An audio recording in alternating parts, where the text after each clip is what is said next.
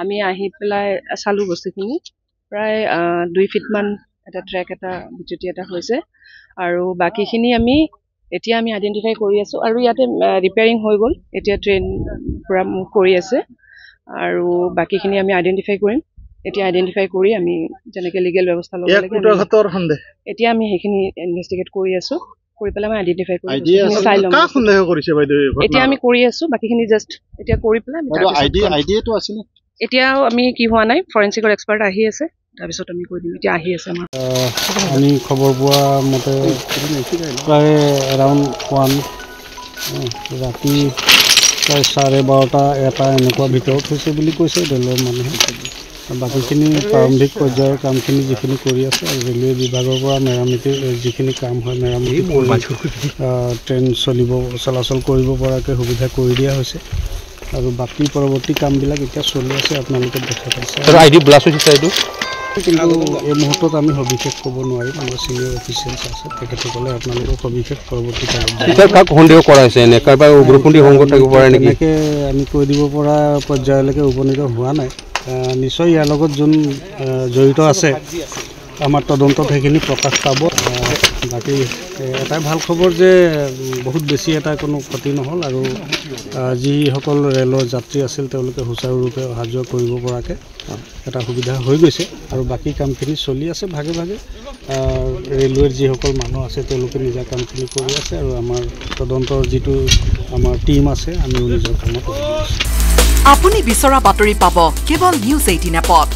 news 18 app download কৰিবলৈ scan কৰক এই QR কোড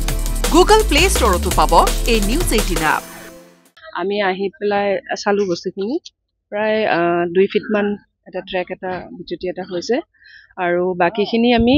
এতিয়া আমি আইডেন্টিফাই কৰি আছো আৰু ইয়াতে ৰিপেয়াৰিং হৈ গ'ল এতিয়া ট্ৰেইন পুৰা মুভ কৰি আছে আৰু বাকিখিনি আমি আইডেন্টিফাই কৰিম এতিয়া আইডেন্টিফাই কৰি আমি যেনেকৈ লিগেল ব্যৱস্থা ল'ব লাগে এতিয়া আমি সেইখিনি ইনভেষ্টিগেট কৰি আছো কৰি পেলাই আমি আইডেন্টিফাই কৰি চাই ল'ম কাক সন্দেহ কৰিছে বাইদেউ এতিয়া আমি কৰি আছো বাকিখিনি জাষ্ট এতিয়া কৰি পেলাই আইডিয়াটো আছে নে এতিয়াও আমি কি হোৱা নাই ফৰেনচিকৰ এক্সপাৰ্ট আহি আছে তাৰপিছত আমি কৈ দিম এতিয়া আহি আছে আমি খবৰ পোৱা মতে প্ৰায় এৰাউণ্ড 1 ৰাতি প্ৰায় 12:30 এটা এনেকুৱা ভিতৰত হৈছে বুলি কৈছে ৰেলৰ মানুহে বাকীখিনি প্ৰাৰম্ভিক পৰ্যায়ৰ কামখিনি যিখিনি কৰি আছে আৰু ৰেলৱে বিভাগৰ পৰা মেৰামতিৰ যিখিনি কাম হয় মেৰামতি ট্ৰেইন চলাচল কৰিব পৰাকৈ সুবিধা কৰি দিয়া হৈছে আৰু বাকী পৰৱৰ্তী কামবিলাক এতিয়া চলি আছে আপোনালোকে দেখা পাইছে আইডি ব্লাষ্ট হৈছে এইটো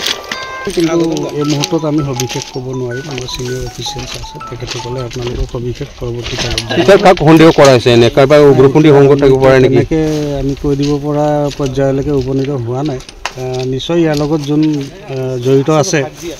আমাৰ তদন্তত সেইখিনি প্ৰকাশ পাব বাকী এটাই ভাল খবৰ যে বহুত বেছি এটা কোনো ক্ষতি নহ'ল আৰু যিসকল ৰেলৰ যাত্ৰী আছিল তেওঁলোকে সুচাৰুৰূপে অহা যোৱা কৰিব পৰাকৈ এটা সুবিধা হৈ গৈছে আৰু বাকী কামখিনি চলি আছে ভাগে ভাগে